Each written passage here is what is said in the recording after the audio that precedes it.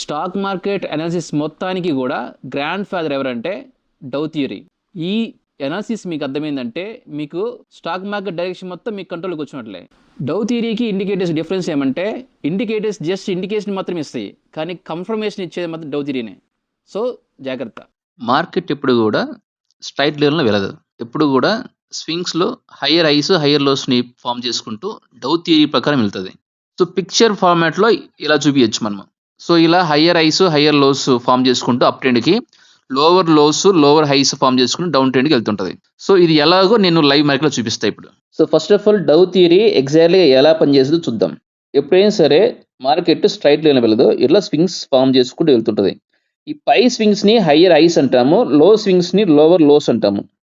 అంటే ఈ పై స్వింగ్స్ అన్ని కూడా హయ్యర్ హైస్ అంటాం, లో స్వింగ్స్ లోవర్ హైస్ అంటాం జనరల్గా.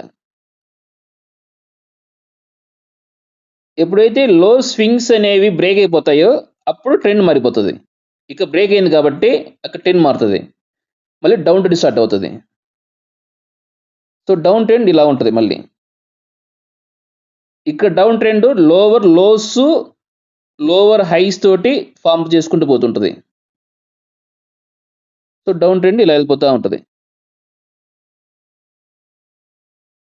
మళ్ళీ ఎప్పుడైతే ఈ లోవర్ హైస్ బ్రేక్ అవుతాయో అప్పుడు అప్ ట్రెండ్కి మారుతుంది. అంటే ఇలా, అంటే ఇది బ్రేక్ అయిపోయింది. సో ఇది ఎగ్జాక్ట్లీగా డౌ థియరీ అంటే. సో ఇది లైవ్ మార్కెట్ ఎలా ఉంటుందో చూద్దాం. సో ఇది హయ్యర్ హైస్ని హయ్యర్ లోస్ని ఫామ్ చేసుకుని వెళ్ళిపోతుంది. ఇక్కడ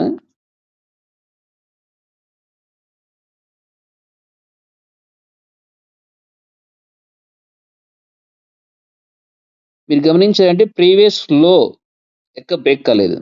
సో ఇది అప్ ట్రెండ్ అనమాట. ఇక్కడ గమనించండి, ఇలా స్వింగ్ వచ్చి ఇలా వెళ్ళి ఇలా వచ్చింది, అంటే ఈ స్వింగ్ లో అనేది బ్రేక్ అయిపోయింది.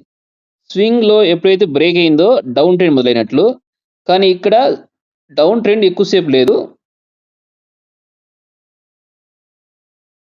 తిరిగి మళ్ళీ అప్ ట్రెండింగ్ మొదలైంది. ప్రీవియస్ హై బ్రేక్ అయ్యి మళ్ళీ అప్ ట్రెండ్ స్టార్ట్ అయింది.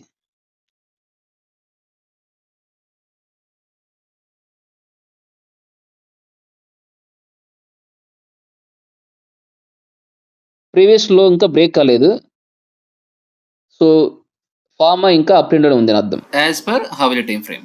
ఇప్పుడు మీరు గిఫ్ట్ నిఫ్టీ ఏ డైరెక్షన్లో ఉందో ఈ డౌ థియరీ ప్రకారము హవర్లీ టైం ఫ్రేమ్లో ఎలా ఉంది, 4 అవర్స్ టైం ఫ్రేమ్ ఎలా ఉంది మీరు కామెంట్ సెక్షన్లో చెప్పండి.